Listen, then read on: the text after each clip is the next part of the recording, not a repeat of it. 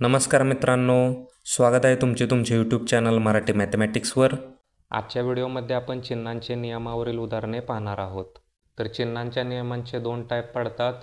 पहिला म्हणजे बेरीज आणि वजाबाकीतील चिन्हांचे नियम आणि दुसरा म्हणजे गुणाकार आणि भागाकारातील चिन्हांचे नियम।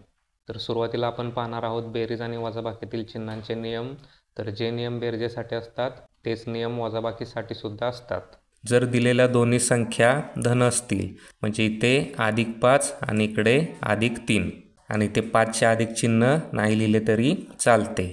तर दिलेल्या दोन्ही संख्या जर धन असतील तर त्या दोन संख्यांची बेरीज करायची आहे, म्हणजे 5 आणि 3 होईल 8 आणि उत्तराला मोठ्या संख्येचे चिन्ह द्यायचे आहे किंवा धनचिन्ह द्यायचे आहे। त्यामुळे इथे उत्तर आपल्याला मिळून जाईल 8। हा झाला पहिला नियम। त्यानंतर दुसरा नियम, जर दिलेल्या दोन संख्यांमधील पहिली संख्या धन असेल आणि दुसरी संख्या ऋण असेल, म्हणजे इथे दुसरी संख्या आहे ती ऋण3 आणि पहिली संख्या आहे +5, तर इथे अधिकचे चिन्ह नाही लिहिले तरी चालते। त्यामुळे अशा जर संख्या असतील तर त्या दोन संख्यांची वजाबाकी करायची आहे, म्हणजे 5 - 3 = 2 आणि उत्तराला जे चिन्ह येणार आहे ते मोठ्या संख्येचे म्हणजे धनचिन्ह येणार आहे। त्यानंतर पुढचा नियम, दिलेल्या दोन संख्यांमधील पहिली संख्या ऋण आणि दुसरी संख्या धन असेल तर त्या दोन संख्यांची वजाबाकी करायची आहे, म्हणजे 5 - 3 केले तर उरले 2 आणि येणाऱ्या उत्तराला चिन्ह हे मोठ्या संख्येचे द्यायचे आहे। ते इथे 5चे चिन्ह आहे मोठ्या संख्येचे ऋण, त्यामुळे इथे उत्तर आपल्याला मिळाले ऋण2। त्यानंतर शेवटचा नियम, जर दिलेल्या दोन्ही संख्या ह्या ऋण असतील तर त्या दोन्ही संख्यांची बेरीज करायची आहे, म्हणजे 5 + 3 होईल 8। त्यानंतर उत्तराला मोठ्या संख्येचे चिन्ह म्हणजे ऋणचिन्ह द्यायचे आहे। आता परत एकदा रिव्हिजन आपण बघूया। दिलेल्या दोन्ही संख्या जर धन असतील तर त्या दोन्ही संख्यांची बेरीज करायची आहे आणि मोठ्या संख्येचे चिन्ह किंवा धनचिन्ह उत्तराला द्यायचे आहे। त्यानंतर दिलेल्या दोन संख्यांमधील पहिली संख्या धन असेल आणि दुसरी संख्या ऋण असेल तर त्या दोन संख्यांची वजाबाकी करायची आहे आणि उत्तराला चिन्ह हे मोठ्या संख्येचे द्यायचे आहे। त्यानंतर पुढचा नियम, जर दिलेल्या दोन्ही संख्यांमध्ये पहिली संख्या ऋण असेल आणि दुसरी संख्या धन असेल तर त्या दोन्ही संख्यांची वजाबाकी करायची आहे आणि उत्तराला चिन्ह हे मोठ्या संख्येचे द्यायचे आहे। त्यानंतर बेरीज आणि वजाबाकीचा पुढचा नियम, जर दिलेल्या दोन्ही संख्या ह्या ऋण असतील तर त्या दोन संख्यांची बेरीज करायची आहे आणि उत्तराला चिन्ह हे मोठ्या संख्येचे म्हणजे ऋणचिन्ह उत्तराला द्यायचे आहे। बेरीज आणि वजाबाकीतील चिन्हांच्या नियमावरील उदाहरणांची तुम्हाला अजून गणिते पाहिजे असतील तर डिस्क्रिप्शन बॉक्समध्ये तुम्हाला त्याची लिंक मिळून जाईल। अधिक स्पष्टीकरणासाठी आपण अजून दोन संख्या पाहूया। त्यामध्ये पहिला नियम होईल, जर दिलेल्या दोन्ही संख्या ह्या धन असतील म्हणजे +6 + 2, तर अशा वेळी नियमानुसार आपण या दोन्ही संख्यांची बेरीज करणार आहोत, म्हणजे बेरीज होईल 8 आणि उत्तराला मोठ्या संख्येचे चिन्ह म्हणजे 6चं चिन्ह धन हे आपण उत्तराला देणार आहोत आणि ते इथे नाही लिहिले तरी चालून जाईल। त्यानंतर दुसरा नियम, जर दिलेल्या दोन संख्यांमधील पहिली संख्या धन असेल आणि दुसरी संख्या ऋण असेल तर त्या दोन संख्यांची वजाबाकी करायची आहे, म्हणजे 6 मधून 2 गेले उरले 4 आणि उत्तराला चिन्ह मोठ्या संख्येचे म्हणजे धनचिन्ह इथे येणार आहे, ते आपण नाही लिहिले तरी चालते। त्यानंतर तिसरा नियम, जर दिलेल्या दोन संख्यांमधील पहिली संख्या ऋण असेल आणि दुसरी संख्या धन असेल तर अशा वेळी सुद्धा त्या दोन्ही संख्यांची वजाबाकी करायची आहे, म्हणजे 6 मधून 2 गेले उरले 4। त्यानंतर उत्तराला चिन्ह मात्र नेहमीप्रमाणे मोठ्या संख्येचे द्यायचे आहे, ते इथे आहे ऋण, त्यामुळे इथे उत्तर आपल्याला मिळून जाईल ऋण4।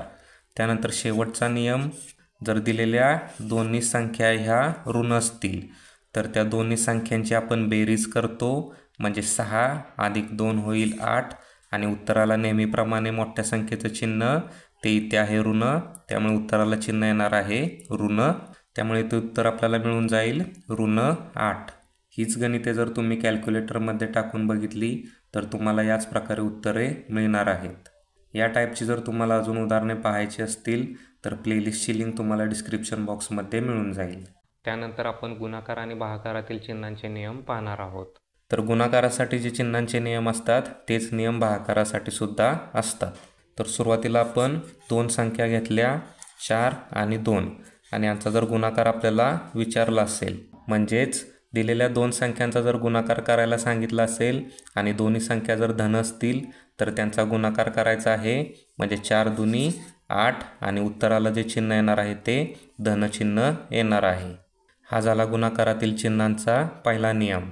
त्यानंतर दुसरा नियम, जर दिलेल्या दोन्ही संख्यांमधील पहिली संख्या ऋण असेल आणि दुसरी संख्या धन असेल तर त्या दोन्ही संख्यांचा गुणाकार करायचा आहे, म्हणजे 4 दुनी 8 आणि उत्तराला चिन्ह हे ऋणचिन्ह येणार आहे. त्यानंतर पुढचा नियम, जर दिलेल्या दोन संख्यांमधील पहिली संख्या धन आहे आणि दुसरी संख्या ऋण असेल तर त्या दोन संख्यांचा गुणाकार करायचा आहे आणि उत्तराला चिन्ह हे ऋण द्यायचे आहे. शेवटचा नियम, जर दिलेल्या दोन्ही संख्या ऋण असतील तर त्या दोन संख्यांचा गुणाकार करायचा आहे आणि उत्तराला चिन्ह जे येणार आहे ते धनचिन्ह येणार आहे. तर या प्रकारे आपण गुणाकारातील चिन्हांचे नियम बघितले आणि भागाकारात सुद्धा हीच चिन्ह राहणार आहेत, फक्त इथे भागाकाराची क्रिया होऊन उत्तर बदलेल, चिन्ह मात्र सेमच राहतील. स्पष्टीकरणासाठी आपण पाहूया. पहिला नियम, जर दिलेल्या दोन्ही संख्या धन असतील आणि त्यांचा भागाकार करायचा असेल तर इथे आपण भाग लावणार, बेके बे, बे दुनी 4, तर उत्तर आले 2 आणि उत्तराला चिन्ह जे येणार आहे ते धनचिन्ह येणार आहे. त्यानंतर दुसरा नियम, जर दिलेल्या दोन संख्यांमधील पहिली संख्या ऋण असेल आणि दुसरी संख्या धन असेल तर त्या दोन संख्यांचा भागाकार करायचा आहे आणि उत्तराला चिन्ह हे ऋणचिन्ह द्यायचे आहे. त्यानंतर तिसरा नियम, जर दिलेल्या दोन संख्यांमध्ये पहिली संख्या धन असेल आणि दुसरी संख्या ऋण असेल तर त्या दोन संख्यांचा भागाकार करायचा आहे आणि उत्तराला चिन्ह येणार आहे ते ऋणचिन्ह द्यायचे आहे. त्यानंतर चौथा नियम, जर दिलेल्या दोन्ही संख्या ह्या ऋण असतील तर त्या दोन संख्यांचा भागाकार करायचा आहे आणि उत्तराला जे चिन्ह येणार आहे ते धनचिन्ह येणार आहे. तर ज्या प्रकारे चिन्हांचे नियम गुणाकारासाठी आहेत त्याच प्रकारे चिन्हांचे नियम भागाकारासाठी सुद्धा आहेत. फक्त आपल्याला जी गणितीय क्रिया दिलेली आहे ती गणितीय क्रिया करायची आहे आणि चिन्हांचे नियम या प्रकारे सांगितल्याप्रमाणे राहणार आहेत. गुणाकार आणि भागाकारावरील चिन्हांच्या नियमावरील जर तुम्हाला अजून उदाहरणे पाहायची असतील तर प्लेलिस्टची लिंक तुम्हाला डिस्क्रिप्शन बॉक्समध्ये मिळून जाईल. हा व्हिडिओ तुम्हाला कसा वाटला ते खाली दिलेल्या कमेंट बॉक्समध्ये कमेंट करा. व्हिडिओ आवडला असेल तर लाईक करा, शेअर करा आणि चॅनलला सबस्क्राईब करा. धन्यवाद.